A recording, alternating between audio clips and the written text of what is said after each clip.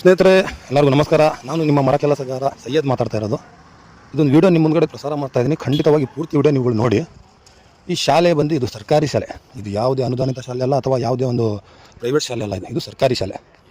ಇದು ನೋಡಿ ನಿಮ್ಮ ಮನಸ್ಸಿಗೆ ಯಾವ ಥರ ಖುಷಿ ಕೊಡುತ್ತೆ ಈ ಶಾಲೆ ಅಂದರೆ. ಈ ಒಂದು ಶಾಲೆ ನೋಡಿದ್ರೆ ಯಾರು ಕಣ್ಣಿಗೆ ಬಿದ್ರೂ ಖುಷಿ ಪಡ್ತಾರೆ ಅಂತ ಶಾಲೆ ನೋಡಿದ್ರೆ. ಯಾಕಂತ ಹೇಳಿದ್ರೆ ಹಂಗಿದೆ ಕಣ್ರಿ ಶಾಲೆ ನೋಡಿರಿ. ಒಳ್ಳೆ ಪ್ರೈವೇಟ್ ಶಾಲೆಗಳು ಈ ಥರ ಸಿಸ್ಟಮ್ಯಾಟಿಕ್ ಆಗಿ ಇರಲ್ಲ. ಅಷ್ಟು ಚೆನ್ನಾಗಿದೆ, ಅಷ್ಟು ಪ್ರಬುದ್ಧವಾಗಿ ಕಟ್ಟಿದ್ದಾರೆ. ಈ ವಿಡಿಯೋಗಳಿಗೆ ಏನಾದರೂ SDMC ಅಧ್ಯಕ್ಷರು ಅಥವಾ SDMC ಸದಸ್ಯರು ಅಥವಾ ಊರಿನ ಜನಗಳ ಮುಂದೆ ಬಂದರೆ ದಯವಿಟ್ಟು ಕಮೆಂಟ್ಸಲ್ಲಿ ನಿಮ್ಮ ಅಭಿಪ್ರಾಯನ ಈ ಶಾಲೆ ಬಗ್ಗೆ ನೀವು ವ್ಯಕ್ತಪಡಿಸಬೇಕು. ನಾನು ಇವತ್ತು ನೋಡಿದೆ, ತುಂಬ ಖುಷಿ ಆಯ್ತು ಈ ಶಾಲೆ ನೋಡಿ. ನಾವೇನು ಮಾಡ್ತೀವಿ, ಶಾಲೆ ಬಿಟ್ಟಿದ ತಕ್ಷಣ ಓದಿ ಅಲ್ಲಿಗೆ ನಮ್ಮ ಕರ್ತವ್ಯ ಮುಗೀತು ಅಂತ ಹೊರಗಡೆ ನಡೀತೀವಿ. ಇಲ್ಲ, ಇದು ತಪ್ಪು ಕಲ್ಪನೆ ನಮ್ಮದು.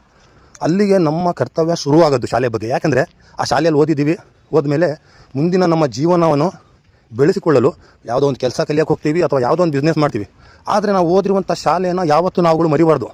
ನಮ್ಮಲ್ಲಿ ಏನಾಗುತ್ತೋ ಅದು, ನಮ್ಮಲ್ಲಿ ಆದಷ್ಟು ಸಹಾಯಗಳನ್ನ ನಮ್ಮ ಊರಲ್ಲಿರುವಂಥ ಶಾಲೆ ಅಭಿವೃದ್ಧಿಪಡಿಸೋಕ್ಕೆ ನಾವು ಕೈ ಹಾಕಬೇಕು. ಯಾಕೆ ಹೇಳ್ತಾ ಇದ್ದೀನಿ ಈ ವಿಡಿಯೋದಲ್ಲಿ ಅಂತ ಹೇಳಿದ್ರೆ, ನಾವುಗಳು ಇವತ್ತಿನ ದಿನಗಳಲ್ಲಿ ಬರೀ ಆ ಸರ್ಕಾರ ಬಂದರೆ ಸರಿ ಮಾಡುತ್ತೆ, ಈ ಸರ್ಕಾರ ಬಂದರೆ ಸರಿ ಮಾಡುತ್ತೆ, ಅವ್ರು MLA ಆದರೆ ಸರಿ ಆಗುತ್ತೆ, ಇವ್ರು MLA ಆದರೆ ಸರಿ. ಇವರು ಬರೋಕ್ಕಿಂತ ಮುಂಚೆ ಮೊದಲು ನಮ್ಮದು ಇದು ಕರ್ತವ್ಯ ಇರೋದು ನಮ್ಮದು. ಸರ್ಕಾರಿ ಶಾಲೆ ಉಳಿಸಿ, ಸರ್ಕಾರಿ ಶಾಲೆ ಬೆಳೆಸಿ ಅಂತ ಬರೀ ಬಾಯಿ ಮಾತಲ್ಲಿ ಹೇಳಿದ್ರೆ ಯಾವುದೇ ಕಾರಣಕ್ಕೂ ಸಾಧ್ಯವಿಲ್ಲ.